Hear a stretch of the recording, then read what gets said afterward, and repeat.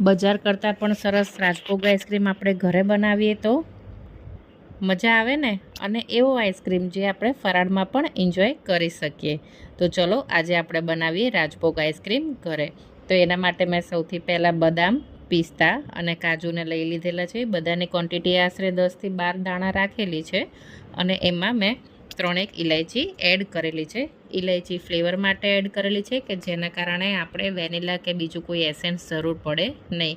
આમાં મેં થોડું હૂંફાળું દૂધ નાખી દીધેલું છે કે જેના કારણે મારા બધા ડ્રાયફ્રૂટ સરસ રીતે અંદર પોચા થઈ જાય. અને બીજી બાજુ મેં 1 લીટર દૂધને ઉકળવા મૂકેલું છે. તમારે દૂધને 15થી 20 મિનિટ માટે ઉકળવા દેવાનું છે કે જેથી એ ઉકળીને અડધું થઈ જાય. અહીંયા મેં 1 લીટર દૂધનો ઉપયોગ કરેલો છે અને મારે ટોટલી 500 ગ્રામ જેટલું બાળી નાખવું છે. મીનવાઇલ બીજી બાજુ જે મેં બધું ડ્રાયફ્રૂટ પલાળેલું હતું એને મેં ક્રશ કરી નાખેલું છે અને હવે મેં દૂધમાં નાખી દીધેલું છે. આ તમે જોઈ શકો છો કે મારી તપેલીમાં દૂધ વ્યવસ્થિત રીતે ઉકળી ગયું છે અને અડધું થઈ ગયું છે. ત્યારબાદ મેં થોડું કેસર બી પલાળ્યું હતું, એ મેં અંદર નાખી દીધેલું છે. કેસર 2 વસ્તુ માટે ઉપયોગમાં આવે છે. એક તો બહુ સરસ કલર આવે છે એમાં, અને કેસરની સુગંધ અલગ જ આવે છે કે જેનાથી આપણે બીજા કોઈ આર્ટિફિશિયલ ફ્લેવરની જરૂર પડે નહીં. આમાં મેં માવો, કોર્નફ્લોર કે બીજું કશું બી નાખેલું નથી, એટલે આ એકદમ નેચરલ આઈસ્ક્રીમ છે.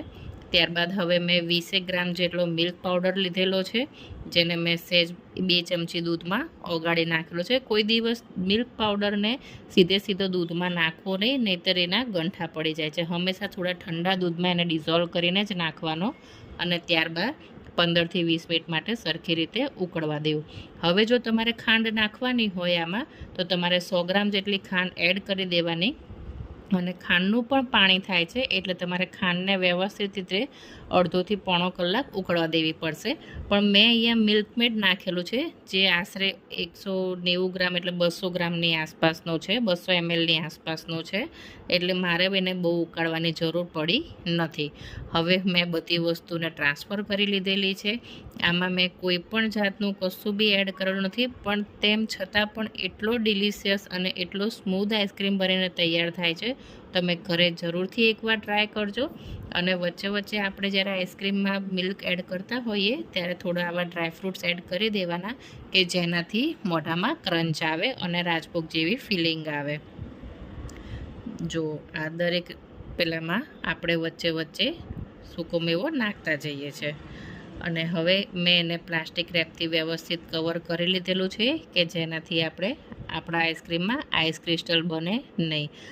આ જે પ્લાસ્ટિક રેપ છે, તમારી પાસે પ્લાસ્ટિક રેપ ના હોય તો તમે એલ્યુમિનિયમ ફોઇલનો પણ ઉપયોગ કરી શકો છો, પણ બને ત્યાં સુધી પ્લાસ્ટિક રેપનો ઉપયોગ કરજો તો તમને રિઝલ્ટ સરસ મળશે. જુઓ, આ 10 કલાક પછી મારો આઈસ્ક્રીમ તૈયાર થઈ ગયેલો છે અને એમાં બિલકુલ પણ કોઈ પણ જાતના આઈસ ક્રિસ્ટલ બનેલા નથી. બિલકુલ બજાર જેવો, કદાચ હું કહું કે બજાર કરતાં પણ વધારે સારો એમાં આઈસ્ક્રીમ બનીને તૈયાર થઈ ગયો છે. અને બીજી એક વાત કે મેં 3 ઇલાયચી એમાં એડ કરી હતી, પણ મને થોડી ફ્લેવર ઓછી લાગતી હતી, તો બાદમાં મેં 2 ઇલાયચીના દાણા પણ અંદર એડ કરી દીધેલા હતા ક્રશ કરીને. તો તમને જો થોડી વધારે ફ્લેવરની જરૂર હોય તો તમે થોડી વધારે ઇલાયચી નાખી શકો છો. 5 ઇલાયચી લેશો તો એનો રેશિયો પરફેક્ટ આવશે. આ મારો રાજભોગ આઈસ્ક્રીમ તૈયાર છે. તમે પણ ઘરે બનાવો અને પ્લીઝ મને લાઇક, શેર, સબસ્ક્રાઈબ કરજો અને કહેજો કે તમારો આઈસ્ક્રીમ કેવો બન્યો છે. Thank you.